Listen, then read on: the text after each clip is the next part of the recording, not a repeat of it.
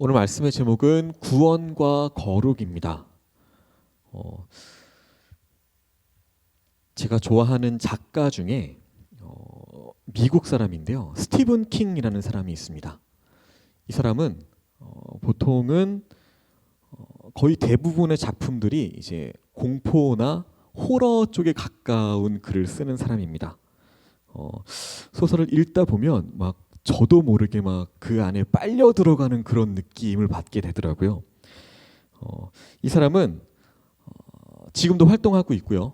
약 30여 년간 한 500여 개 이상의 단편과 장편 소설을 집필했답니다. 그 중에 수많은 작품들이 영화나 드라마로 제작이 되었고요. 이제 우리가 쉽게 알 수 있는 작품들이 뭐가 있냐면 쇼생크 탈출이나 미저리 같은 작품도 이분이 글을 썼다고 합니다. 아직도 1년에 2개 이상씩 작품을 내고 있고요. 다작으로 기네스북에 등재된 인물입니다. 이분은 처음부터 태어날 때부터 글쓰기의 천재로 태어난 것은 아니었습니다. 연습과 수많은 노력으로 인해서 만들어진 전문가입니다. 하루에 소설을 쓰는 시간 외에도 다른 단어들을 10페이지 이상씩 매일같이 기록한다고 합니다. 아무 쓸 내용이 없을 때에도 어떤 그런 집필할 내용이 떠오르지 않을 때에도 아니면 자기가 피곤할 때나 아니면 감정이 격해져 있을 때나 아니면 또 다른 일정이 있을 때에도 하루에 반드시 빠짐없이 10장 이상씩 단어들을 기록을 한다고 합니다. 위대한 소설가이기 때문에 글을 많이 쓰는 것이 아니라 글을 많이 써왔기 때문에 유명해지고 전문가로서 인정을 받을 수 있었던 겁니다. 한 가지 일을 10년, 20년 그렇게 해온 사람에게는 그것이 아무리 힘들고 어려운 일이라고 할지라도 그것이 나중에는 굉장히 수월하게 느껴지기 마련입니다. 그만큼 그 일에 능숙해졌다는 것입니다. 그래서 어떠한 분야의 달인들이 나오게 되는 것입니다. 태어났을 때부터 잘했다면 그 사람은 생활의 달인이 아니라 아마 세상에 이런 일이 나왔을 겁니다. 그런데 한 가지 우리 인간들이 전문가가 될 수 없는 분야가 있습니다. 그것은 바로 우리의 인생입니다. 우리가 살아가는 이 인생에 있어서만큼은 그 어떤 누구도 전문가가 나올 수 없습니다. 사람들은 얼마만큼의 시간을 살아왔든지 간에 정말 많은 시간의 삶을 살았더라도 이렇게 이야기합니다. 살면 살수록 더 어렵다. 더 모르겠다. 모세는 시편 90편 10절에서 이렇게 고백합니다. 우리의 연수가 70이요 강건하면 80이라도 그 연수의 자랑은 수고와 슬픔뿐이요 신속히 가니 우리가 날아가나이다. 이렇게 우리가 이 세상을 살아가다 보면 여러 가지 생각도 못한 어려움이나 고난들이 우리에게 찾아옵니다. 어려움을 단 한 번도 겪지 않고 살아온 사람이 있을까요? 앞으로의 남은 시간 동안 단 하나의 어려움도 남아있지 않은 사람이 있을까요? 세상에 아무도 없을 겁니다. 세상에서 많은 어려움을 겪는 상황 속에서도 우리 믿는 성도들에게는 하나님의 복이 약속되어 있습니다. 예수님으로 말미암아서 고난이나 두려움이 해결되는 역사도 있습니다. 또 고난의 삶이 변해서 축복의 삶이 되는 경우도 있습니다. 하지만 우리가 예수님을 잘 믿어도 여전히 시험이나 어려움들은 우리에게 접근해 옵니다. 물론 내 자신의 연약함이나 죄로 인해서 고난을 당하는 경우도 있습니다. 하지만 믿음을 지키기 위해서 애를 쓰는 중에도 우리에게 찾아오는 고난이 있습니다. 예를 들면 지금도 현장에서 열심히 복음을 전하시는 선교사님들의 삶이 바로 그런 경우입니다. 얼마든지 편안한 삶을 살아가실 수 있을 겁니다. 그런 삶을 선택할 수도 있습니다. 하지만 아브라함처럼 하나님의 부르심과 명령에 따라서 정든 고향을 떠나서 낯선 땅에 가서 복음으로 말미암아서 많은 고난을 겪게 됩니다. 이것이 우리 그리스도인들이 세상에 살면서 흔하게 겪게 되는 고난입니다. 우리가 그리스도인으로서 받아야 하는 고난에 대해서 베드로는 그 이유를 이렇게 말합니다. 우리가 두 나라의 신분을 가졌기 때문이다. 즉 우리는 이미 천국의 시민으로서 하나님께 선택된 하나님의 백성들이지만 한편으로는 이 땅에서 나그네로 살아가고 있다는 겁니다. 우리가 이 세상에 속한 사람은 아니지만 이 세상 가운데로 보내심을 받았기 때문에 우리가 믿음 생활을 하는 가운데 여러 가지 어려운 일들을 감당해야 한다는 겁니다. 베드로는 이런 여러 가지 시험에서 승리할 수 있는 비결을 이렇게 말씀하고 있습니다. 믿음으로 말미암은 산 소망이 우리로 하여금 여러 가지 시험과 역경과 환난을 이기게 한다라고 말합니다. 지난번에 살펴보았던 베드로전서 1장 8절과 9절 말씀을 한번 보시겠습니다. 예수를 너희가 보지 못하였으나 사랑하는도다. 이제도 보지 못하나 믿고 말할 수 없는 영광스러운 즐거움으로 기뻐하니 믿음의 결국 곧 영혼의 구원을 받음이라. 지난 시간에도 말씀을 드렸던 것처럼 이 땅에 살면서 우리에게는 여러 가지 시험이 있습니다. 또 여러 가지 어려움들이 있습니다. 그렇지만 우리에게 참된 소망의 근거는 바로 예수님이십니다. 예수님 때문에 우리가 여러 가지 환난과 시험 가운데에서도 여전히 기뻐할 수 있고 항상 소망을 품고 살아갈 수 있는 것입니다. 우리는 살아가면서 어려움에 놓여져 있는, 어려운 환경 속에 처해져 있는 사람들을 많이 만나게 됩니다. 때로는 그런 큰 고난을 겪고 있는 사람들을 보면 저런 상황에서도 과연 저들이 믿음을 잘 지킬 수 있을까? 과연 이 어려움을 이겨낼 수 있을까? 잘 극복할 수 있을까? 그런 걱정을 할 때도 있습니다. 어떤 경우에는 고난이 계속해서 이어지는 분들도 있습니다. 하지만 놀라운 사실은 믿음을 가진 사람들은 그러한 고난들도 연속해서 처해오는 고난들도 믿음으로써 잘 극복해낸다는 것입니다. 예수님 때문에 어떠한 문제든 그런 힘든 상황 속에서도 오뚜기처럼 다시 일어서게 된다는 것입니다. 그래서 우리가 그 시험을 이겨낸 사람들을 만나면 우리는 놀랄 수밖에 없습니다. 당연히 쓰러지거나 넘어지거나 낙심하거나 심한 경우에는 삶을 포기할 수도 있는 상황이었는데 오히려 다시금 믿음으로 일어나는 장면을 보면서 그럴 수 있는 원동력이 과연 어디에서 왔는가 궁금해하게 됩니다. 그렇게 되게 하는 능력의 이유를 우리가 찾게 됩니다. 베드로는 너희 속에 있는 소망에 관한 이유를 묻는 사람들에게 항상 대답할 것을 준비해라 라고 말씀합니다. 우리는 이 질문에 대한 답을 이렇게 대답해야 합니다. 예수님 때문입니다. 세상 사람들은 예수님이 없어도, 아니 예수님이 없이도 굉장히 잘 사는 것처럼 보입니다. 자기가 하고 싶은 일들 다 하면서, 자기가 하고 싶은 말들 다 하면서, 자기가 누리고 싶은 것들까지도 다 잘 누리면서 그렇게 잘 살고 있는 것처럼 보입니다.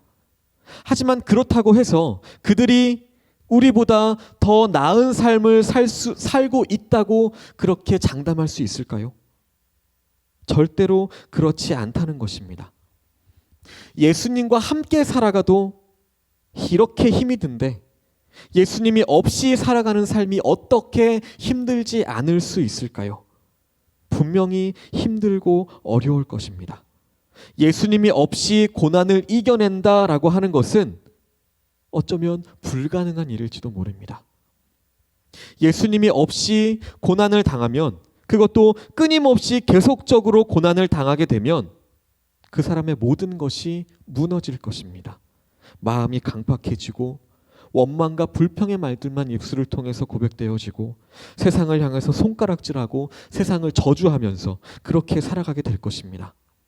예수님 없이 이 세상을 살아간다는 것은 그야말로 고통이고 저주의 삶일 것입니다. 찬송가 94장 주 예수보다 더 귀한 것은 없네. 이 찬송은 굉장히 귀한 고백이 들어있는 찬송입니다. 이 찬송가를 작곡한 사람의 이름은 조지 베버리 쉐어라는 사람입니다. 이 사람은 평범한 회사원이었습니다. 보험회사에 다니던 평범한 회사원이었습니다. 노래에 살짝 소질이 있어서 그는 어쩌다 방송국에서 노래할 수 있는 기회가 그에게 주어집니다. 그런데 굉장히 큰 호응, 상상도 하지 못했던 굉장히 큰 호응을 받아서 그의 인기가 갑자기 급상승하게 됩니다. 큰 돈을 주면서 방송국에 정기적으로 출연해달라는 제의를 받을 정도로 하룻밤 사이에 굉장한 유명인이 되었고요. 또 다양한 방향에서 큰 돈을 벌 수 있는 기회가 주어졌습니다. 그런데 그는 이렇게 생각했습니다. 그 어떤 것도 참된 마음의 기쁨과 평안이 되지 못할 것을 느꼈습니다. 그래서 이렇게 결단합니다. 자신의 목소리로 복음을 전하는 일에 자신의 삶을 완전히 헌신하겠다라고 결단합니다. 사람들은 그의 모습을 보고 어리석다라고 이야기했을 겁니다. 어쩌면 어떤 사람들은 유명해지고 더 많은 돈을 벌어서 하나님을 더 잘 전할 수 있지 않겠느냐라고 했을 수도 있습니다. 하지만 그는 이 찬송가로 그들의 질문에 대한 답을 해주었습니다. 주 예수보다 더 귀한 것은 없네. 이 세상 부귀와 바꿀 수 없네. 이 세상 명예와 바꿀 수 없네. 이 세상 행복과 바꿀 수 없네. 영 죽은 내 대신 돌아가신 그 놀라운 사랑 잊지 못해. 이전에 즐기던 세상 일도 주 사랑하는 마음 뺏지 못해. 유혹과 핍박이 몰려와도 주 섬기는 내 마음 변치 않아. 세상 즐거움 다 버리고 세상 자랑 다 버렸네. 주 예수보다 더 귀한 것은 없네. 예수 밖에는 없네. 우리가 어려운 일을 당할 때에 예수님은 항상 우리의 곁에 계십니다. 우리가 편안한 삶을 살아갈 때, 우리에게 그 어떠한 문제도 있지 않을 때에는 예수님이 우리의 눈에 잘 보이지 않습니다.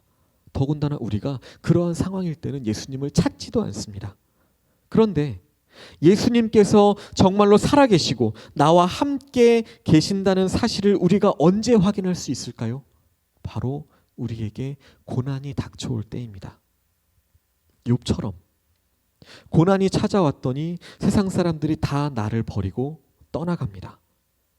나를 사랑하는 사람들마저도 내게 등을 돌리고 돌아섭니다. 그러한 때에 여전히 나와 함께 계시고 나를 끝까지 사랑해 주시고 나를 끝까지 지켜주시는 분이 바로 예수님이십니다. 우리가 믿음의 눈으로 예수님을 확실하게 바라보아야 합니다. 그래야 우리가 어떠한 환난이나 역경을 이겨내고 오히려 그런 자리에서 우리가 믿음의 눈을 확실하게 뜨게 되는 것입니다. 예수님은 결코 실수하지 않으십니다. 예수님께서 해결하시지 못할 어려운 문제가 있을까요? 하나도 없을 것입니다. 어떠한 형편에서도 예수님은 우리를 능히 도와주시고 지켜주실 수 있습니다. 요한복음 17장에 보시면 예수님께서는 이렇게 기도하셨습니다. 아버지여, 내가 그들과 함께 있을 때에 내게 주신 아버지의 이름으로 그들을 하나도 잃어버리지 않고 보존하고 지키었나이다. 그래서 우리가 믿음으로 온전히 구원을 받게 되는 것입니다. 그래서 예수님을 믿는 성도들이 마지막 순간에 최후의 승리를 얻게 되는 것입니다. 이처럼 믿음의 사람들을 넘어뜨릴 수 있는 환난이나 역경은 결코 있을 수 없다는 것입니다. 우리가 예수님을 믿고 따를 때에 대부분의 고난은 보통 쉽게 끝이 납니다. 그리고 그 고난 뒤에 하나님께서 주시는 기쁨은 우리가 겪는 고난과는 비교가 될 수 없을 것입니다. 그래서 우리가 고난 속에서도 감사하면서 살아갈 수 있는 것이고요. 날마다 소망 가운데 살아가게 되는 것입니다. 그런데 어떠한 경우에는 고난이 끝나지 않아서 결국에 좋은 날을 보지 못하고 그냥 그 고난 속에서 살아가다가 삶을 마감해야 하는 경우도 있습니다. 우리들의 기준으로 볼 때 그러한 상황이 어떤가요? 그 누구도 그러한 상황은 겪고 싶지 않을 것입니다. 내가 아니기를, 나만 아니기를, 내 얘기가 아니라 다른 사람의 이야기기를 그렇게 진지하게 바랄 것입니다. 좋은 결말이 기다리고 있다면 그 어떤 고난도 참을 수 있을지 모릅니다. 하지만 계속해서 끝나지 않는 고난이라면 당연히 거부하고 당연히 원치 않을 것입니다. 히브리서에 보면 사도 바울이 이렇게 말합니다. 내가 무슨 말을 더하리요? 선지자들의 일을 말하려면 내게 시간이 부족하리로다. 그들은 믿음으로 나라들을 이기기도 하며 의를 행하기도 하며 약속을 받기도 하며 사자들의 입을 막기도 하며 불의 세력을 멸하기도 하며 칼날을 피하기도 하며 심한 고문을 받되 구차히 풀려나기를 원하지 아니하였으며 또 어떤 이들은 조롱과 채찍질 뿐 아니라 결박과 옷에 갇히는 시련도 받았으며 위험과 궁핍과 환난과 학대를 받았다라고 말합니다. 초대교회 성도들은 우리가 상상할 수 없을 만큼의 엄청난 핍박을 당했습니다. 그들은 굉장히 비참하게 살아야만 했습니다. 예수님을 믿지 않는 사람들의 입장에서 보기에는 예수님을 믿는 사람들이 굉장히 어리석어 보였을 것입니다. 굳이 그렇게까지 예수님을 믿어야 하느냐? 그 어떤 것보다 너희의 목숨이 제일 중요하지 않느냐? 하지만 그들이 절대로 어리석은 삶을 산 것은 아니라는 것입니다. 일제시대 때 주기철 목사님은 신사참배를 끝까지 거부하시다가 순교를 당했습니다. 반면에 잠시 고개를 숙였다가 다시 회개하고 그렇게 하나님을 더 잘 섬기자 이렇게 생각하는 사람들도 많았습니다. 하지만 고난을 두려워하지 않고 자신의 생명까지 바쳤던 그 주기철 목사님은 우리가 절대로 어리석은 분이라고 할 수 없을 것입니다. 예수님 안에 있는 사람들은 세상에 살면서 계속 고난을 당한다고 해도 결국에 구원이 기다리고 있다는 것입니다. 우리가 종종 예수님을 잘 믿다가도 고난을 받으면서 실족하거나 도중에 믿음을 포기하는 경우가 있습니다.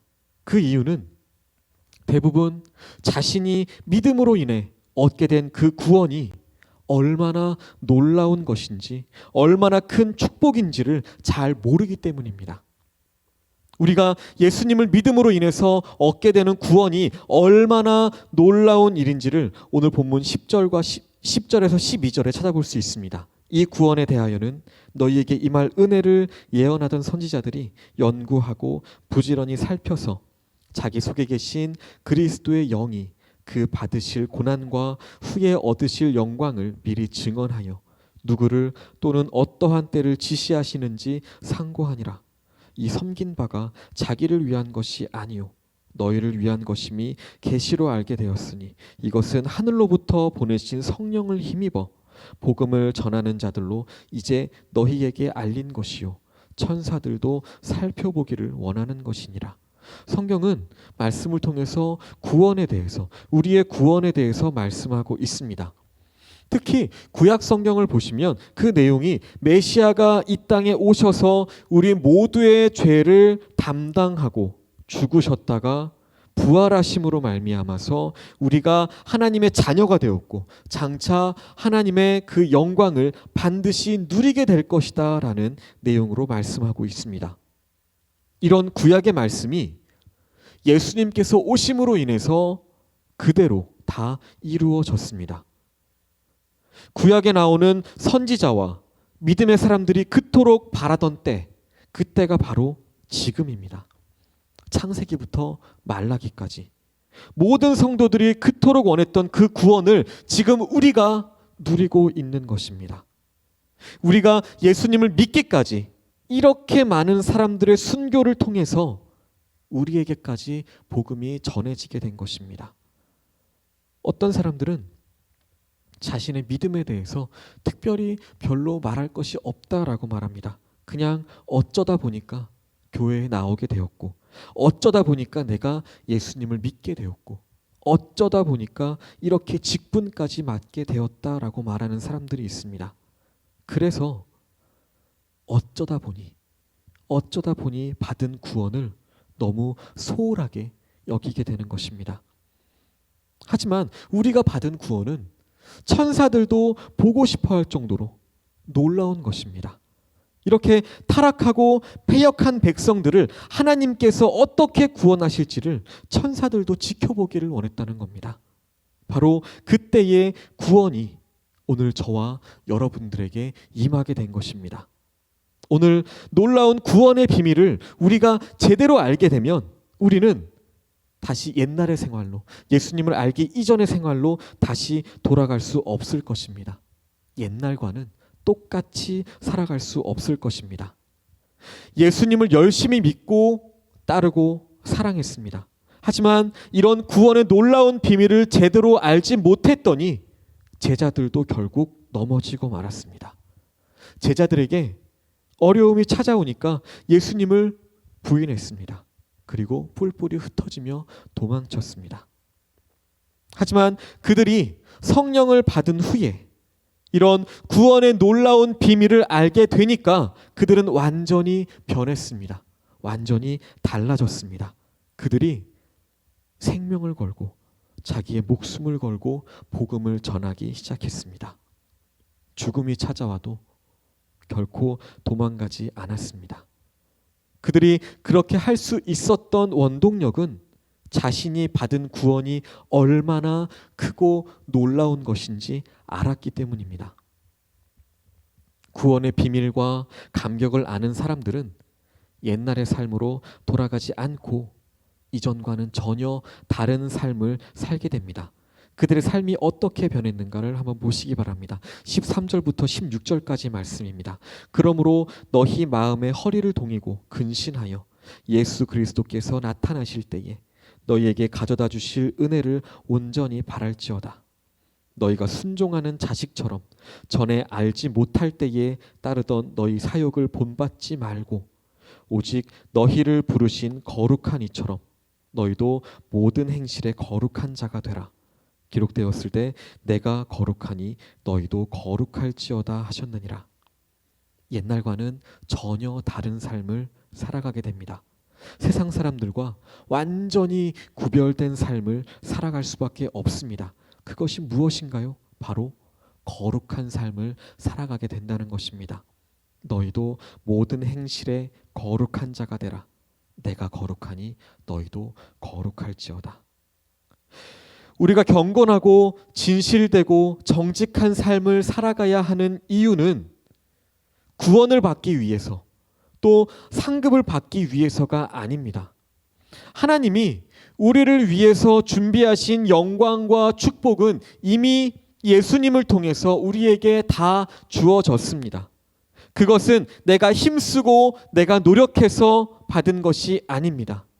그런 것들은 전부 하나님의 은혜로 우리가 받은 것입니다. 우리가 거룩한 삶을 살아가야 하는 이유는 구원받은 자로서 옛날처럼 살아갈 수 없기 때문입니다. 대부분의 사람들은 거룩한 것을 싫어하지 않습니다. 말씀에 순종하는 것을 반대하지도 않습니다. 하지만 세상에서 그렇게 살아간다는 것, 거룩하게 살아간다는 것, 정말로 힘들고 어렵습니다. 세상이 너무 악해져서 우리가 믿음으로 살아가지 않는다면 우리는 낙오하게 될 것입니다. 그래서 사람들은 이것이 옳은 줄 알면서도, 거룩하게 살아가는 것이 맞는 줄 알면서도 세상과 이리저리 타협하면서 그렇게 세상에 휘둘리며 살아가게 됩니다. 하지만 그것이 그렇게 세상 가운데 타협하고 휘둘리며 살아가는 것이 우리에게 기쁨이 될 수 있을까요? 그것이 우리에게 참된 평안과 유익을 가져다 줄 수 있을까요? 상식이 통하고 양심이 지켜지는 세상이라면 우리가 보통 사람들처럼 살아도 괜찮을지도 모릅니다. 하지만 세상이 타락하고 악인들이 득세할수록 우리는 더 거룩하게 살아가야 할 것입니다. 세상의 죄와 유혹을 물리치고 이길 수 있는 힘, 그것에 대항하여 승리할 수 있는 힘이 바로 거룩이기 때문입니다. 어느 누구도 죄의 유혹으로부터 자신을 완전히 지켜낼 수 없습니다. 그 유혹은 우리가 가진 힘이나 지식이나 물질이나 그런 것들로 물리칠 수 있는 것이 아닙니다. 죄를 이길 수 있는 능력은 바로 우리의 거룩입니다. 우리가 세상에서 빛과 소금으로 살아가야 하는 이유는 세상이 너무나도 어둡기 때문입니다. 세상이 너무나도 부패하고 타락했기 때문입니다. 그렇다면 거룩이 무엇일까요? 우리는 세상을 살아가면서 늘 죄에 노출되어 살아갑니다. 그렇다고 해서 우리가 이 세상을 떠나서 살아갈 수 있을까요? 1장 13절입니다. 그러므로 너희 마음에 허리를 동이고 근신하여 예수 그리스도께서 나타나실 때에 너희에게 가져다 주실 은혜를 온전히 바랄지어다 라고 말합니다. 허리를 동이라고 하는 것, 이것은 우리 마음을 단단하게 먹어라, 그런 의미입니다. 마음을 놓지 말고 마음을 굳게 하라는 것입니다. 우리가 이 세상을 살아갈 때에 마음의 허리를 꼭 동여매야 한다는 것입니다. 이렇게 근신하면서 하나님의 뜻이 무엇인지 우리가 발견해야 한다는 것입니다. 그렇게 하지 않으면 우리는 금방이라도 죄에 휩쓸려 가게 된다는 것입니다. 우리의 거룩은 바로 예수님을 바라보는 것입니다. 우리가 언제 실족하게 될까요? 예수님을 바라보며 살아오다가 예수님을 향했던 그 시선을 다른 곳으로 돌릴 때입니다. 예수님을 놓쳐버리고 우리 시야에 다른 것들이 들어올 때, 물 위를 걸으신 예수님을 따라서 베드로가 예수님을 바라보며 물 위를 걸어갔을 때 베드로의 눈이 예수님을 바라보았을 때는 당당하게 그 물 위를 걸어갈 수 있었습니다. 하지만 베드로가 다른 곳을 바라봤을 때 베드로는 물속으로 빠지게 되었습니다.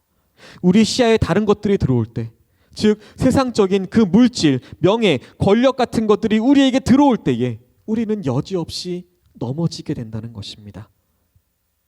그렇다면 우리의 거룩이 정말로 그렇게 살아갈 만큼의 가치가 있는 것일까요? 당연합니다. 우리가 세상에서도 무언가를 얻기 위해서는 수많은 노력을 기울여야 합니다. 남들이 쉴 때도 일을 해야 하고요. 공부해야 하고요. 그래서 가족들과 함께 지내지 못하는 경우들도 굉장히 많이 있습니다. 하지만 그렇게 힘들게 해서 얻은 그것이 과연 우리에게 영원한 가치가 있느냐 하는 것입니다. 결코 그렇지 않습니다. 뭔가를 얻기 위해서 나의 모든 것을 거기에 쏟아 부었는데 어쨌든 그 이후에 사라지는 경우들이 굉장히 많이 있습니다. 우리가 세상적으로 노력해서 얻은 것들, 그것은 소멸되고 사라지는 것들입니다. 우리가 아무리 문제없이 평탄하게 살아도 결국에는 모든 사람은 죽게 되어 있습니다. 우리가 세상에서 뭔가를 얻기 위해서도 그렇게 애를 쓰고 노력하는데 예수님이 오셨을 때 우리가 얻게 될 그 영원한 기업을 위해서, 또 거룩을 위해서 손해를 보고 희생을 하는 것이 절대로 어리석은 삶이 아니라는 것입니다. 우리가 아무리 열심히 살아도 예수님을 믿지 않으면 결국에는 나만 더 힘들어진다는 것입니다. 여기서 거룩이라고 하는 것은 하나님께 순종하는 삶입니다. 순종하는 삶에 대해서 한번 쉽게 예를 든다면 요즘에 기계를 통해서 스마트폰이나 그런 것들을 통해서 해야 하는 일들이 너무나도 많이 있습니다. 저조차도 굉장히 어려워할 때가 많이 있습니다. 그런데 그럴 때마다 전문가의 조언을 들어보자면 그냥 남들 하는 거 따라서 하면 된다라고 표현을 합니다. 실제로 다른 사람에게 물어보거나 그렇게 다른 사람이 하는 것들을 따라서 하다 보면 생각만큼 그렇게 어렵지는 않다는 것입니다. 거룩이라고 하는 단어도 마찬가지입니다. 힘들다, 어렵다. 이것은 이래서 어렵고 저것은 저래서 힘들다. 이렇게 일일이 따지다 보면 우리는 절대로 순종할 수 없다는 것입니다. 그렇게 따지고 그렇게만 하는 것이 아니라 그냥 순종하면 된다는 것입니다. 세상의 욕심을 따라가지 말고 예수님을 따라가면 당연히 우리의 삶에 순종이 되어지고 거룩한 삶이 되어진다는 것입니다.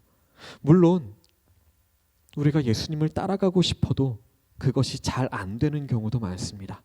그 이유는 우리가 아직 옛날의 습관, 과거의 버릇들을 다 버리지 못했기 때문입니다. 배가 항구를 떠나서 출발하기 위해서는 닻을 올리거나 고정되어 있는 줄을 끊어내야 합니다. 그것처럼 나에게 끊어버려야 할 것이 있다면 그것은 반드시 끊어내야 한다는 것입니다. 우리가 예수님을 따라가면 거룩해지고 결국에는 승리하는 삶을 살아갈 수 있게 됩니다. 오늘 본문 17절을 한번 보시기 바랍니다. 외모로 보시지 않고 각 사람의 행위대로 심판하시는 이를 너희가 아버지라 부른즉 너희가 나그네로 있을 때를 두려움으로 지내라 라고 말합니다. 어려움이 찾아오면 누구나가 다 두려워하게 됩니다.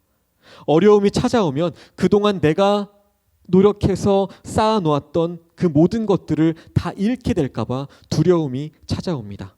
그럴 때 우리는 믿음으로 부딪혀야 한다는 것입니다. 그러다 보면 정작 그 어려움이 나에게 아무것도 아니라는 사실을 알게 됩니다. 만유보다 더 크시고 전능하신 하나님이 우리와 늘 함께 해주신다는 것입니다. 그런 하나님을 믿고 의지할 때 우리는 세상을 두려워하지 않게 됩니다. 오늘 18절에서 21절 말씀 함께 보시겠습니다. 너희가 알거니와 너희 조상이 물려준 헛된 행실에서 대속함을 받은 것은 은이나 금같이 없어질 것으로 된 것이 아니요 오직 흠없고 점없는 어린 양 같은 그리스도의 보배로운 피로 된 것이니라. 그는 창세전부터 미리 알림 바 되신 이나 이 말세에 너희를 위하여 나타내신 바 되었으니 너희는 그를 죽은 자 가운데서 살리시고 영광을 주신 하나님을 그리스도로 말미암아 믿는 자니 너희 믿음과 소망이 하나님께 있게 하셨느니라. 우리가 쌓아왔던 세상의 모든 것들을 다 잃어버리고 환난과 핍박 가운데 있어도 우리가 감사할 수 있는 이유는 우리가 받은 은혜가 우리를 구원하시기 위해서 하나님께서 지불하신 그 대가가 너무나도 크고 엄청난 것이기 때문입니다. 하나님께서는 우리를 대속해 주셨습니다. 대속이라고 하는 말은 나를 구원하시기 위해서 그 대가를 지불하셨다라는 의미입니다. 이 사실이 어쩌면 나에게 크게 와닿지 않을 수도 있습니다. 과연 예수님을 믿는다고 해서 내가 정말 구원을 받을 수 있을까? 이런 의심을 가지게 될 수도 있습니다. 하지만 우리가 예수님을 믿으면 구원을 받을 수 있도록 거기에 대한 값을 다 지불하신 분이 바로 하나님이십니다. 왜냐하면 우리에게는 우리가 지은 죄에 대한 값을 지불할 능력이 없기 때문입니다. 우리의 죄가 너무나도 커서 예수님의 피가 필요했던 것입니다. 하나님이 우리의 구원을 위해서 지불하신 값이 없어질 금이나 은 같은 것으로 된 것이 아니라 하나밖에 없는 독생자 예수님이셨다고 하는 그 사실이 그만큼 내가 하나님께 귀한 가치라는 것, 귀한 존재라는 것임을 보여주는 것입니다. 예수님을 내어주고 하나뿐인 독생자를 내어주고 대신 바꾼 사람이 바로 저와 여러분들이라는 사실입니다. 이런 놀라운 구원을 받은 우리가 세상의 유혹과 환난 때문에 구원을 포기한다고 하는 것, 이것은 예수님을 로마 사람들에게 넘겼던 가룟 유다가 보여준 행동과 다를 것이 없습니다. 우리가 사는 이 세상에 내 믿음을 포기하면서까지 얻어야 될 만큼 그렇게 가치가 있고 소중한 것이 있을까요? 하나님이 기뻐하시지 않음에도 불구하고 우리가 선택한 그것이 과연 나에게 복된 삶을 가져다 줄 수 있을까요? 이처럼 우리의 구원을 위해서 하나님은 이미 창세 전부터 계획하셨습니다. 창세 전부터 우리의 구원을 계획하시고 다 준비하셨습니다.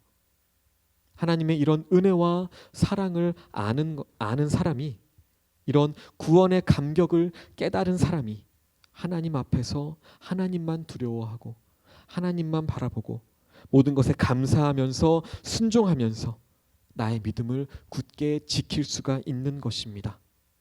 모든 소망을 하나님께 두고 살아가는 사람이 환난 가운데에서도 나의 믿음을 지키고 마침내 승리하는 성도가 될 수 있다는 것입니다. 오늘도 부활하신 예수님께서 우리와 함께 해주시기 때문에 우리에게는 확실한 소망이 있습니다. 가장 행복한 사람이 누구일까요? 바로 이런 확실한 소망을 품고 살아가는 사람일 것입니다. 그리고 독생자를 아끼지 않고 십자가에 내어주시기까지 나를 사랑해 주신 하나님이 나의 아버지가 되어주시기 때문에 우리는 정말로 행복한 사람일 것입니다. 그렇기 때문에 어떠한 상황에서도 구원에 대한 소망을 가지고 항상 거룩한 모습으로 살아가시는 성도가 다 되시기를, 저와 여러분들이 되시기를 예수님의 이름으로 간절히 소망합니다. 시간 함께 기도하시겠습니다.